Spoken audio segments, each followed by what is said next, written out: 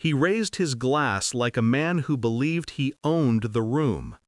"Meet my wife," he said, his voice slick with charm. "No ambition, no plan, just living off my success." Laughter rippled through the table. His colleagues, his friends, my so-called friends. The clink of glasses drowned out the quiet snap that happened inside me. I smiled, a soft, deliberate thing. Then I lifted my glass and said, "Enjoy it. This is the last joke you'll ever make at my expense." He thought I was being dramatic. Everyone did. But that night, I started planning his ending. We met in a small cafe 8 years ago. He was confident, magnetic, the kind of man who made the world pause for him. I was building my career, working late nights, surviving on caffeine and quiet ambition. He admired that once, said I had fire, said I grounded him. We built a life out of mutual belief. At least I thought we did. Somewhere along the way, that belief became possession. He began measuring my worth by how well I applauded his success. At first, I excused it. Pressure, ego, whatever men tell themselves when they start to blur the line between love and ownership. But the signs stacked up, the subtle dismissals, the patronizing, "let me handle it" tone, the way he introduced me less like a partner and more like a prop. Then came the messages, a late-night buzz, his phone on the counter, my name saved under someone else's contact. Her replies, playful, cruelly familiar. "She really doesn't get you, does she?" I didn't cry, not then. I just watched the evidence unfold like a film I'd already seen the ending to. I saved everything. Screenshots, bank transfers, the hotel receipts under the company card. Every careless breadcrumb he left in his arrogance. People think revenge is impulsive. It isn't. It's architecture.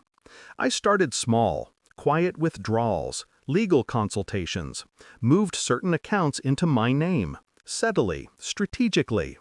The house deed he never bothered to check because "it's all ours, babe"? Not anymore. Then came the business, the one he thought was entirely his. I had helped him set it up, remember? My name on the incorporation documents, my advice shaping every early decision. He forgot that. I didn't. I waited 6 months. Let him grow comfortable, confident. Let him flaunt her, though never publicly, of course not. She was his escape, not his reality. He never saw the audits I ordered, the quiet investigation that revealed he'd been using company funds for his little getaways. I didn't expose him right away. Timing is everything. His celebration dinner was meant to mark his biggest deal yet, a merger he bragged would make him untouchable. The restaurant was all candlelight and ego. He was in his element, surrounded by people who mistook arrogance for brilliance. I wore red that night. He liked me in red once, said it made me look dangerous. He wasn't wrong. After his toast, after that humiliating joke, I excused myself, slipped outside, the city air sharp against my skin. I didn't need to say anything more. The dominoes were already falling. By morning, his accounts were frozen. His investors had copies of the audit. His assistant, the mistress, was named in the misuse report. The board called an emergency meeting before lunch. By evening, his name was off the company letterhead. He came home pale and shaking, demanding to know how everything fell apart overnight. I just looked at him. "You built your empire on lies," I said. I just pulled away the curtain. He laughed, nervously, tried to call my bluff, until he realized the house was in my name, the accounts too. Everything he used to measure his worth, gone.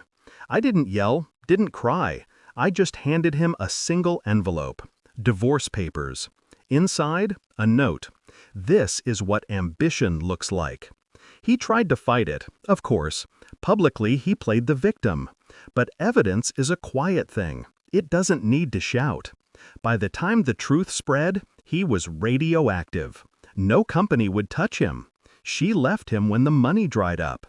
Sometimes I still think about that dinner. The flicker of candlelight, the way his laughter filled the room. I remember how it felt to smile while my blood boiled beneath the surface. That smile was the last mask I ever wore for him. Now, when people ask how I'm doing, I say I'm rebuilding. They think I mean my life. I mean myself. There's a strange peace in dismantling a man who thought you'd never have the strength to stand alone. I didn't destroy him out of hate. I simply removed everything he used to cage me. And when I look back, I realize he was right about one thing. I had no plan. Until he gave me a reason to make one.